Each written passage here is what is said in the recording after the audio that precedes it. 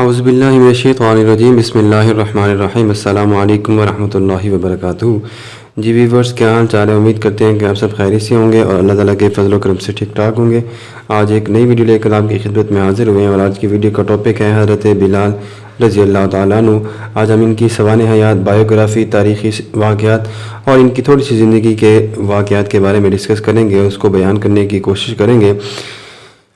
Video شروع کرتے ہیں، لیکن اس سے پہلے آپ ہمارے چینل کو ضرور سبسکرائب کیجیے گا۔ آپ حضرت بلال رضی اللہ تعالیٰ عنہ کو اسلام کا پہلا مؤذن ہونے کا شرف بھی حاصل ہے۔ صبح صادق کے دھندلے میں، روشن اور گرم دوپہر میں، گہما گہمی سے بھرپور سے پہر میں، سرمائی شام میں اور پھر رات کی تاریکی میں روزانہ دنیا کے گوشے گوشے میں ایک آواز بلند ہوتی ہے۔ یہ آواز 14 صدیوں سے اسی تسلسل کے ساتھ بلند ہو رہی ہے۔ ہر دور میں اس آواز نے یکساں کلمات ادا کی ہیں، ان کلمات میں ذرہ برابر بھی تبدیلی نہیں آئی۔ یہ کلمات اس دین کے ماننے والوں کا سرمایہ افتخار ہے جسے لے کر ایک نبی صلی اللہ علیہ وسلم فاران کی سرزمین پر اترے۔ ان کلمات میں جادو ہے جو دلوں کو اسیر کر لیتا ہے۔ ان کلمات میں وہ رعب و جلال ہے جو بڑے بڑے جابروں کا پتہ پانی کر دیتا ہے۔ اللہ سب سے بڑا ہے، اللہ سب سے بڑا ہے، اللہ اکبر کی صدائیں 24 گھنٹے میں دنیا کے مختلف گوشوں میں آتی رہتی ہیں۔ روئے زمین پر سب سے پہلے ان کلمات کو بلند کرنے کی سعادت جس شخص کے حصے میں آئی، وہ نہ تو بے حد دولت مند تھا، نہ ہی بہت بااثر، اور نہ ہی اس کے حسن و جمال نے لوگوں کو متوجہ کیا تھا، بلکہ وہ ایک حبشی نسل غلام تھا جس کی رنگت سیاہ تھی، آنکھیں سرخ اور ہونٹ موٹے تھے، لیکن اس کا دل نہایت ہی حسین، پاک اور صاف تھا۔ حسین دل والے یہ غلام جنہیں اللہ تعالیٰ نے عزت و شرف کی بلندیوں پر فائز کیا، حضرت بلال بن رباح رضی اللہ تعالیٰ عنہ تھے۔ آپ کو نہ صرف دنیا کا پہلا مؤذن ہونے کا اعزاز حاصل ہے، بلکہ آپ حضور اکرم صلی اللہ علیہ وسلم کے خادم خاص بھی تھے۔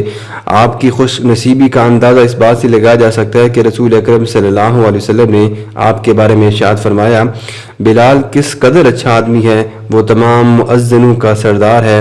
حضرت بلال رضی اللہ تعالیٰ عنہ کے والد اور والدہ حمامہ قبیلہ بنو جمح کے غلام تھے۔ یہ سرزمین عرب کا وہ تاریک دور تھا جب انسان اخلاقی پستیوں کی گہراؤں میں جا گرا تھا اور اس پر گمراہی مسلط تھی۔ اس دور میں سب سے زیادہ مظلوم طبقہ غلاموں کو تھا، جسے بنیادی انسانی حقوق ملنا تو دور کے بعد چین سے جینے کا حق بھی حاصل نہیں تھا۔ رب کائنات نے جب اپنے پسندیدہ بندے حضرت محمد صلی اللہ علیہ وسلم کو نور نبوت سے آراستہ کیا تو اس وقت حضرت بلال رضی اللہ تعالیٰ عنہ کی عمر تقریباً 28 سال تھی۔ آپ اپنے آقا امیہ بن خلف کی بکریاں چرانے کے لیے پہاڑوں میں لے جایا کرتے تھے۔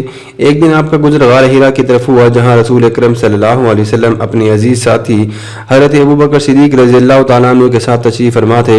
حضور اکرم صلی اللہ علیہ وسلم نے ایک حبشی نوجوان کو بکریاں لے جاتے دیکھا تو اسے بلایا اور فرمایا، میں اللہ کا رسول ہوں، تمہاری اسلام کے متعلق کیا رائے ہے؟ حضرت بلال رضی اللہ تعالیٰ رسول اکرم صلی اللہ علیہ وسلم کی پرشکوہ شخصیت سے بے حد درجہ متاثر ہو چکے تھے۔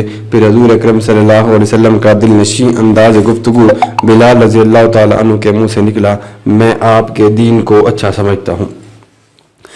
حضرت بلال رضی اللہ تعالیٰ عنہ واپس لوٹ گئے، لیکن دل حضور صلی اللہ علیہ وسلم کی طرف لگا رہا۔ دوسرے روز پھر بکریاں لے کر وہیں پہنچ گئے۔ نبی اکرم صلی اللہ علیہ وسلم کی سادہ اور پر اثر باتیں سنی تو دل بے قرار ہو گیا۔ جو سچائی آپ کے قلب میں قدرت نے پہلے ہی ودیعت کر دی تھی، وہ دین اسلام کی صورت میں آپ کے سامنے آ گئی تھی۔ آپ نے اسلام کی پکار پر لبیک کہتے ہوئے کلمہ شہادت پڑھ لیا۔ آپ ان پہلے 7 خوش نصیب افراد میں سے ہیں جن کے لیے اسلام نے اپنے دروازے کھول دیے۔ یہ اسلام کا دور اولین تھا۔ حضور اکرم صلی اللہ علیہ وسلم اللہ تعالیٰ کے حکم سے فی الحال تبلیغ دین رازداری کے ساتھ فرما رہے تھے، لیکن اسلام کا جو منفرد اور پاکیزہ رنگ ہے وہ زیادہ عرصے تک کفار مکہ سے پوشیدہ نہ رہ سکا۔ انہوں نے جلد ہی چوکنا ہو کر دیکھنا شروع کر دیا کہ ان کے بعد ساتھیوں میں، خواتین میں، غلاموں میں ایک تبدیلی سی آ گئی ہے۔ امیہ بن خلف کو بھی بہت جلد خبر ہوگی کہ اس کا غلام بلال بن رباح محمد صلی اللہ علیہ وسلم کے ساتھیوں میں شامل ہو گیا ہے۔ غلام اور اس کی یہ مجال کے آقا کے دین سے روگردانی کرے۔ امیہ کے تو تن بدن میں آگ لگ گئی۔ اس نے بلال کو طلب کیا اور ان پر ظلم و ستم کے پہاڑ توڑنا شروع کر دیے۔ اب اذیتوں اور تکالیف کا ایک ایسا دور شروع ہو گیا جو کہ نہ ختم ہونے والا تھا۔ مکہ مکرمہ کے علاقے ہرہ کی زمین اپنی گرمی کی وجہ سے مشہور ہے، یہ دھوپ میں تانبے کی طرح گرم ہو جاتی ہے۔ امیہ نے حضرت بلال کو ہرہ کی اسی سرزمین پر لٹا دیا اور سینے پر بھاری پتھر رکھ دیا، لیکن حضرت بلال رضی اللہ تعالیٰ عنہ کی زبان سے احد احد کے سوا کبھی کچھ نہ نکلتا تھا۔ امیہ نے دیکھا کہ اس طرح تو کام نہیں بنا، تو اس نے مردہ جانور کی کھال لی اور حضرت بلال رضی اللہ تعالیٰ عنہ کو اس میں لپیٹ کر سی دیا اور پھر تپتی دھوپ میں ڈال دیا۔ گرمی کی شدت سے کھال سوکھ گئی اور اس نے حضرت بلال کے جسم کو جکڑ لیا، لیکن آپ بدستور خدا واحد کا کلمہ بلند کرتے رہے۔ آپ کو دہکتے انگاروں پر لٹایا گیا۔ امیہ کہتا ہے بلال اب بھی محمد صلی اللہ علیہ وسلم کے خدا سے باز آ جا، لیکن آپ کا جواب تھا احد احد۔ حضرت عمر بن عاص رضی اللہ تعالیٰ عنہ فرماتے ہیں کہ میں نے حضرت بلال کو اس حالت میں دیکھا کہ امیہ نے ان کو ایک ایسی تپتی ہوئی زمین پر لٹا رکھا تھا کہ جس پر گوشت رکھ دیا جائے تو وہ گل جاتا، لیکن حضرت بلال اس حالت میں بھی اللہ کے سوا کسی دوسرے معبود کا انکار کرتے تھے۔ امیہ کے تیش کا عالم دیکھنے والا تھا، اس نے حضرت بلال کے گلے میں رسی باندھ دی اور مکہ کے شریر لڑکوں کے حوالے کر دیا۔ لڑکے آپ کو مکہ کی گھاٹیوں میں گھسیٹتے پھرتے، پھر جلتی ریت پر لا کر اوندے منہ ڈال دیتے اور ان پر پتھروں کا ڈھیر لگا دیتے۔ اسلام کے اس سچے عاشق کے جسم کا کوئی حصہ ایسا نہ تھا جو شدید زخمی نہ ہو چکا ہو۔ تشدد کا یہ سلسلہ کئی روز تک جاری رہا۔ حضرت ابوبکر صدیق رضی اللہ تعالیٰ عنہ قبیلہ بنو جہم کے محلے میں ہی رہائش پذیر تھے۔ وہ آتے جاتے حضرت بلال پر ظلم ہوتا دیکھتے۔ ایک دن ان سے رہا نہ گیا، وہ امیہ کے پاس گئے اور ان سے کہا، امیہ اس بے گناہ اور بے کس غلام پر اتنا ظلم تو نہ کرو، تمہارا اس میں کیا نقصان ہے کہ وہ خدا واحد کی عبادت کرتا ہے؟ اگر تم اس پر احسان کرو تو یہ احسان آخرت کے دن تمہارے کام آئے گا۔ امیہ نے حقارت سے کہا، میں تمہارے خیالی یوم آخرت کا قائل نہیں، میرے جی میں جو آیا میں وہی کروں گا۔ حضرت ابوبکر تحمل کے ساتھ اسے سمجھاتے رہے کہ دیکھو تم طاقتور ہو، اس مجبور غلام پر ظلم و ستم کرنا تمہارے شایان نشان نہیں، اس طرح عربوں کی قومی روایات کو بٹا نہ لگاؤ۔ امیہ نے کہا، اگر تم اس غلام کے اتنے ہی ہمدرد ہو تو اسے خرید کیوں نہیں لیتے؟ حضرت ابوبکر نے فرمایا، بولو کیا لوگے؟ امیہ نے بولا، تم اپنا غلام فسطاس رومی مجھے دے دو اور اسے لے جاؤ۔ فسطاس بڑے کام کا غلام تھا اور امیہ کا خیال تھا کہ حضرت ابوبکر صدیق حضرت بلال جیسے کمزور غلام کے بدلے میں اتنا صحت مند اور کارآمد غلام دینے پر رضامند نہیں ہوں گے، لیکن حضرت ابوبکر صدیق فوراً بولے، مجھے منظور ہے۔ امیہ حیران رہ گیا، تاہم اس نے ایک شرط اور بھی لگائی اور بولا کہ فسطاس کے ساتھ 40 اوقیہ چاندنی بھی لوں گا، ایک اوقیہ مطلب 2.5 تولے۔ حضرت ابوبکر صدیق اس پر بھی راضی ہو گئے۔ جب وہ حضرت بلال کو لے کر چلنے لگے تو امیہ ہنس کر کہنے لگا، ابو قحافہ تمہاری جگہ میں ہوتا تو اس غلام کو درہم کے چھٹے حصے کے عوض بھی نہ خریدتا۔ حضرت ابوبکر نے فرمایا، امیہ تم اس غلام کی قدر و قیمت سے واقف نہیں، مجھ سے پوچھو تو یمن کے بادشاہ بھی اس کی قیمت کے مقابلے میں بہت کم ہے۔ یہ کہا اور حضرت بلال کو آزاد کر دیا۔ رسول پاک صلی اللہ علیہ وسلم کو جب یہ خبر ملی تو آپ صلی اللہ علیہ وسلم نہایت خوش ہوئے اور ابوبکر صدیق سے فرمایا، مجھے بھی اس میں شریک کر لو۔ حضرت ابوبکر صدیق نے عرض کیا، یا رسول اللہ صلی اللہ علیہ وسلم، میں اللہ کی راہ میں بلال کو آزاد کر چکا ہوں۔ اب حضرت بلال رضی اللہ تعالیٰ عنہ آزاد تھے، وہ اپنا زیادہ سے زیادہ وقت رسول اکرم صلی اللہ علیہ وسلم کی خدمت میں گزارا کرتے۔ آپ صلی اللہ علیہ وسلم سے قرآن پاک کی تعلیم حاصل کرتے، حکمت و دانائی کی باتیں سیکھتے اور دین اسلام کو زیادہ سے زیادہ پھیلانے کی کوشش کرتے۔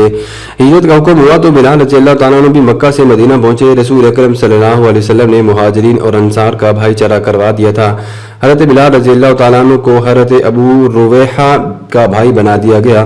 حضرت بلال کو ابو رویحہ سے اس قدر محبت ہوگی کہ حضرت عمر فاروق رضی اللہ تعالیٰ عنہ کے عہد میں حضرت بلال جہاد پر جانے لگے تو حضرت عمر نے دریافت فرمایا، بلال آپ کا وظیفہ کون مسئول کرے گا؟ جواب ملا، ابو رویحہ، کیونکہ رسول اکرم صلی اللہ علیہ وسلم نے ہم میں جو برادرانہ تعلق قائم کر دیا ہے وہ کبھی ٹوٹ نہیں سکتا۔ مدینہ منورہ میں اسلامی مملکت کی داغ میل ڈال دی گئی تو 1 سال بعد یہ سوال اٹھا کہ نماز با جماعت کے لیے لوگوں کو کس طرح اکٹھا کیا جائے۔ کچھ لوگوں نے کہا ہر نماز کے لیے وقت، جب نماز کا وقت ہے تو ایک پرچم بلند کر دیا جائے۔ کچھ نے کہا کہ قوس بجایا جائے۔ کچھ لوگ کہنے لگے کہ آگ روشن کی جائے۔ تاکہ لوگ اسے دیکھ کر نماز کے لیے آ جائیں۔ کچھ کا مشورہ کیا تھا؟ کچھ کا مشورہ یہ تھا، آخر ایک شخص نے جا کر ان لوگوں کے گھروں میں اطلاع دے دی کہ کیا کیا جائے۔ رسول اکرم صلی اللہ علیہ وسلم کو بھی اطلاع مل گئی۔ آپ نے ان تمام طریقوں کو پسند نہیں فرمایا۔ ابھی یہ بحث جاری تھی کہ حضرت عبداللہ بن زید حضور اکرم صلی اللہ علیہ وسلم کے پاس آئے اور کہنے لگے، مجھے خواب میں ایک شخص نے اذان کے کلمات سکھائے ہیں، انہوں نے وہ تمام کلمات دوبارہ دہرائے۔ حضور اکرم صلی اللہ علیہ وسلم نے وحی الہی کے مطابق ان کلمات کو پسند فرمایا۔ حضرت عمر رضی اللہ تعالیٰ نے بھی اسی قسم کا خواب دیکھا تھا، انہوں نے بھی اپنا خواب بیان کر دیا۔ حضور اکرم صلی اللہ علیہ وسلم نے اس کے بعد حضرت بلال سے فرمایا، تم اذان دو۔ آپ نے انہیں اذان کے کلمات سکھائے اور ہدایت کی کہ دونوں کانوں میں انگلیاں دے کر اذان دو تاکہ تمہاری آواز بلند ہو اور دور تک پہنچے۔ مدینہ کی فضاؤں میں نغمہ توحید گونج اٹھا اور حضرت بلال کو اسلام کے پہلے مؤذن ہونے کا شرف بھی حاصل ہوا۔ حضرت بلال رضی اللہ تعالیٰ عنہ کی آواز میں وہ لحن، وہ جادو تھا کہ جو آپ کی اذان سنتا مسحور ہو کر رہ جاتا۔ جب نمازی آ جاتے تو حضور اکرم صلی اللہ علیہ وسلم کے دروازے پر جا کر نہایت ادب سے کہتے، اے اللہ کے رسول صلی اللہ علیہ وسلم، نماز تیار ہے۔ مدینہ منورہ میں مسجد نبوی کی تعمیر ہوئی تو اس کے ایک سرے پر ایک چبوترا بنا کر اس پر چھت ڈال دی گئی۔ اس چبوترے پر نبی اکرم صلی اللہ علیہ وسلم کے وہ تمام صحابہ کرام رہنے لگے جو تمام وقت رسول اکرم صلی اللہ علیہ وسلم کی خدمت میں رہنا چاہتے تھے اور علم حاصل کرنے کے خواہشمند تھی۔ ان اصحاب کو اصحاب صفا بھی کہا جاتا ہے، عربی میں چبوترے کو صفا کہتے ہیں۔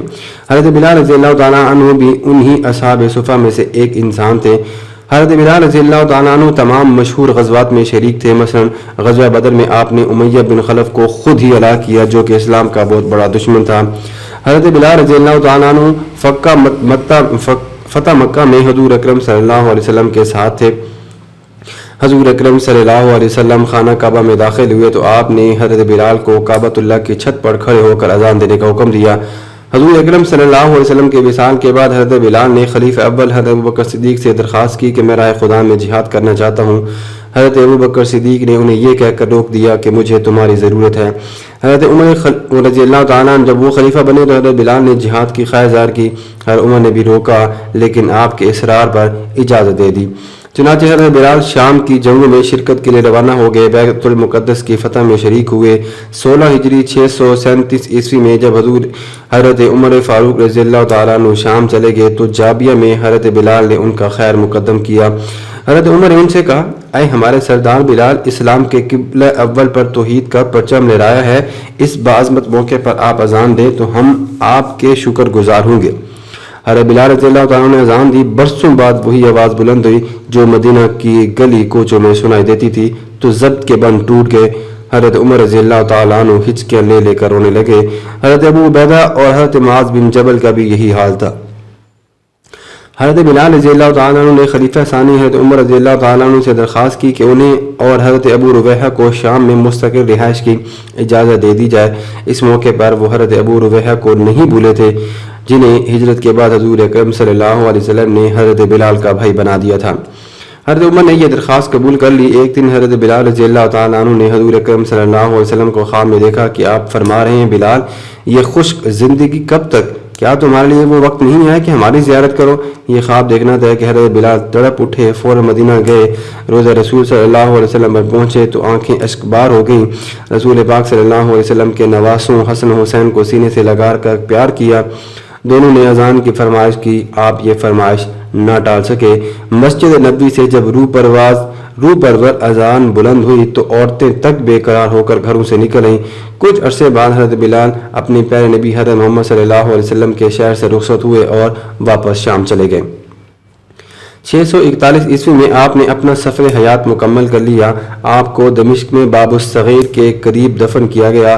آپ کی وفات کے وقت حضرت عمر رضی اللہ تعالیٰ عنہ آپ کی وفات کی خبر حضرت عمر رضی اللہ تعالیٰ عنہ تک پہنچی تو وہ روتے روتے نڈال ہو گئے، بار بار کہتے تھے کہ ہمارا سردار بلال بھی ہمیں داغ جدائی دے گیا۔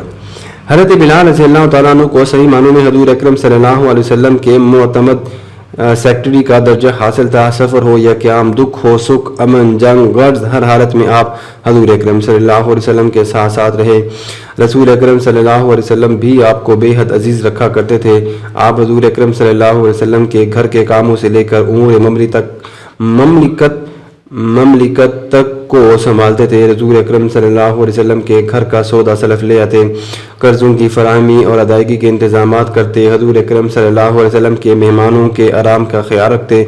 रसूल अकरम सल्लल्लाहु अलैहि वसल्लम को नमाज़ों के औकात और जमात की तैयारी की इत्तला भी दिया करते थे। आप सल्लल्लाहु अलैहि वसल्लम के वज़ू का पानी का इंतज़ाम भी हज़रत बिलाल ही के सुपुर्द था। एक बार आप हज़ूर अकरम सल्लल्लाहु अलैहि वसल्लम के लिए वज़ू का पानी लाए। हुज़ूर अकरम सल्लल्लाहु अलैहि वसल्लम के वज़ू कर लेने के बाद बचे हुए पानी से हज़रत बिलाल ने वज़ू कर लिया।